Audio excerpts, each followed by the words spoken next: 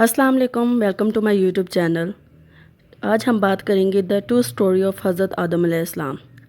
اللہ تعالیٰ نے اپنے فرشتوں سے فرمایا، انی جاعل فی الارض خلیفہ، میں مقرر کرنے والا ہوں زمین میں ایک نائب۔ پھر حکم دیا فرشتوں کو کہ سجدہ کرو آدم کو، تو سب نے سجدہ کیا سوائے ابلیس کے۔ اس نے انکار کیا اور تکبر کیا اور ہو گیا وہ کفار میں۔ فرشتوں کے سجدے کے بعد آدم کو اللہ کی طرف سے جنت میں جگہ دی گئی اور اس کے لیے ہوا کو پیدا کیا۔ اور اللہ تعالیٰ نے فرمایا کہ اے آدم، تم اور تمہاری بیوی دونوں جنت میں رہو، جہاں چاہو پیٹ بھر کر کھاؤ، لیکن اس درخت کے قریب نہ جانا ورنہ فاسق و فاجر ہو جاؤ گے۔ حضرت آدم علیہ السلام کو سجدہ نہ کرنے کی وجہ سے شیطان مردود ہوا تھا، لہٰذا وہ حضرت آدم علیہ السلام کو نقصان پہنچانے کی طاق میں رہا۔ اللہ تعالیٰ نے حضرت آدم علیہ السلام اور حضرت حوا رضی اللہ تعالیٰ عنہا سے فرمایا کہ جنت میں رہو اور جہاں دل کرے بے روک ٹوک کھاؤ، البتہ اس درخت کے قریب نہ جانا۔ شیطان نے انہیں وسوسہ ڈالا اور کہنے لگا، تمہیں تمہارے رب عز و جل نے اس درخت سے اس لیے منع فرمایا ہے کہ کہیں تم فرشتے نہ بن جاؤ یا تم ہمیشہ زندہ رہنے والے نہ بن جاؤ۔ اس کے ساتھ شیطان نے قسم کھا کر کہا کہ میں تم دونوں کا خیر خواہ ہوں۔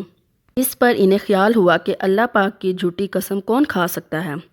اس خیال سے حضرت حوا رضی اللہ تعالیٰ عنہ نے اس میں سے کچھ کھایا، پھر حضرت آدم علیہ السلام کو دیا تو انہوں نے بھی کھا لیا اور یہ خیال کیا کہ اللہ تعالیٰ کی ممانعت تحریمی نہ تھی بلکہ تنزیہی تھی، یعنی حرام قرار دینے کے لیے نہ تھی بلکہ ایک ناپسندیدگی کا اظہار تھا۔ یہاں حضرت آدم علیہ السلام سے اجتہاد میں خطا ہوئی اور خطا اجتہادی گناہ نہیں ہوتی، چنانچہ شیطان کے دھوکے کی وجہ سے انہوں نے اس ممنوع درخت کا پھل کھا لیا اور پھل کھاتے ہی ان کے پردے کے مقام بے پردہ ہو گئے اور وہ اسے چھپانے کے لیے ان پر پتے ڈالنے لگے۔ اس وقت اللہ تعالیٰ نے فرمایا، کیا میں نے تمہیں درخت سے منع نہیں کیا تھا؟ اور میں نے تم سے یہ نہ فرمایا تھا کہ شیطان تمہارا کھلا دشمن ہے؟ اس کے بعد حکم الہی ہوا کہ تم زمین پر اتر جاؤ۔ اب تمہاری اولاد آپس میں ایک دوسرے کی دشمن ہوگی اور تم ایک خاص وقت تک زمین میں رہو گے۔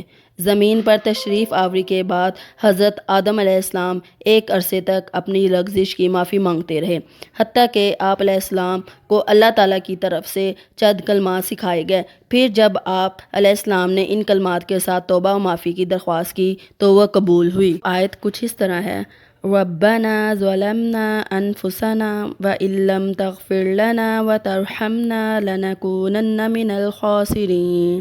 اے ہمارے رب، ہم نے اپنی جانوں پر زیادتی کی اور اگر تو نے ہماری مغفرت نہ فرمائی اور ہم پر رحم نہ فرمایا تو ضرور ہم نقصان والوں میں سے ہو جائیں گے۔